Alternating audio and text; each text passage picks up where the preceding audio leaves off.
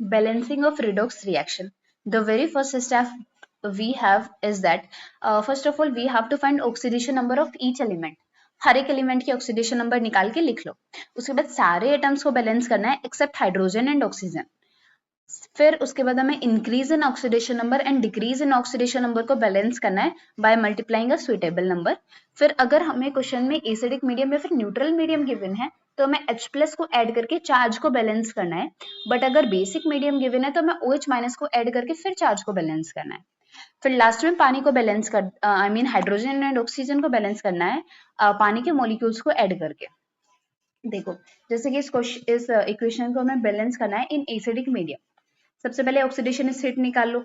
Chromium की +6, sulphur की यहाँ पे +4 है, क्रोमियम की +3 है, सल्फर की यहाँ पे +6 है. उसके बाद सारे एटम को बैलेंस करना है एक्सेप्ट हाइड्रोजन एंड ऑक्सीजन.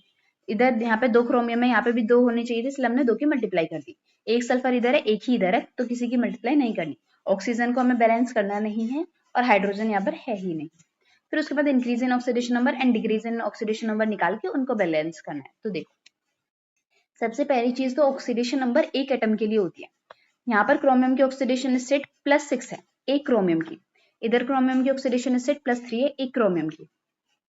सो अगर हम एक क्रोमियम की ऑक्सीडेशन स्टेट में डिक्रीमेंट देखें तो वो 3 का है, ठीक है. बट हमारे पास 2 क्रोमियम है, तो 2 क्रोमियम की ऑक्सीडेशन स्टेट में डिक्रीमेंट यहाँ पर कितने का आ गया, 3 × 2 दैट इज 6 का.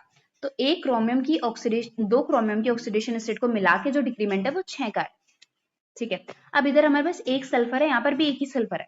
अब एक सल्फर की ऑक्सीडेशन स्टेट हमारे पास +4 है, इधर वाले सल्फर की ऑक्सीडेशन स्टेट हमारे पास +6 है. तो एक सल्फर की ऑक्सीडेशन स्टेट में जो इंक्रीमेंट है वो 2 का है. सो यहाँ पर डिक्रीज इन ऑक्सीडेशन स्टेट कितना है 6 और यहाँ पर इंक्रीज इन ऑक्सीडेशन स्टेट कितना है 2 का. सो अब हमें इनको बैलेंस करना है. सो अगर हम 2 को 3 से मल्टीप्लाई कर देंगे तो 6 आ जाएगा, इसलिए हमने यहाँ पे 2 को 3 से मल्टीप्लाई की. सो अगर इधर भी 3 से मल्टीप्लाई कर देनी, इधर भी 3 से मल्टीप्लाई कर देना.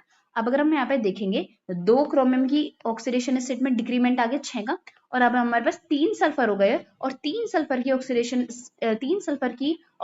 स्टेट में इंक्रीमेंट आ गया 6 का, क्योंकि एक सल्फर की ऑक्सीडेशन स्टेट में इंक्रीमेंट 2 का है, तो 3 × 2 = 6, तो 3 का 6 क्या आ गया. मतलब ओवरऑल यहाँ पे बैलेंस हो गई ये चीजें कि increase in oxidation number and decrease in oxidation number balance हो गया अगर हमने यहाँ पे 3 से मल्टीप्लाई करते हैं तो.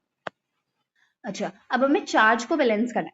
सबसे पहले देखो इधर ओवरऑल कितना चार्ज है, एक मॉलिक्यूल पे -2 का चार्ज है ना.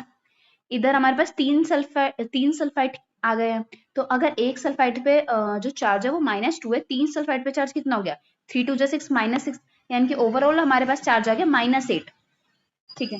अगर हम राइट साइड देखें तो इधर हमारे पास 2 क्रोमियम है. सो एक क्रोमियम पे कितने को मतलब एक क्रोमियम का पे कितने का चार्ज है +3 का, 2 क्रोमियम पे कितना चार्ज है +6 का, एक सल्फेट पे कितना चार्ज है -2 का, 3 सल्फेट पे कितना चार्ज हो गया 3 × 2 = 6 -6 का, तो +6 -6 = 0. तो राइट हैंड साइड पे हमारे पास कोई भी चार्ज नहीं है, ओवरऑल जो एंटिटी है वो 0 है, तो लेफ्ट हैंड साइड में भी 0 आना चाहिए. लेफ्ट हैंड साइड में चार्ज को बैलेंस करने के लिए हमें 8H+ ऐड करने पड़ेंगे ताकि वो -8 को ओवरऑल कैंसिल आउट कर दे और लेफ्ट हैंड साइड में भी जो चार्ज है वो 0 हो जाए. सो अब हमारे चार्ज भी बैलेंस हो चुके हैं. अब हमें बैलेंस करना है हाइड्रोजन एंड ऑक्सीजन को. सो देखो सबसे पहले पूरी क्वेश्चन को लिख लेना है जो आपने निकाल ली है, सॉल्व कर लिया है. अब अगर हम लेफ्ट हैंड साइड में देखें तो वहां पे हमारे पास 8H+ है, लेकिन राइट हैंड साइड में एक भी हाइड्रोजन नहीं है. सो राइट हैंड साइड में हमें 8 ही हाइड्रोजन चाहिए, इसलिए हमें 4 पानी के मॉलिक्यूल्स अगर हम ऐड कर देंगे तो देखो 8 हाइड्रोजन आ जाएगा एंड यहाँ पे इस टाइप से ऑक्सीजन भी बैलेंस हो जाएगी.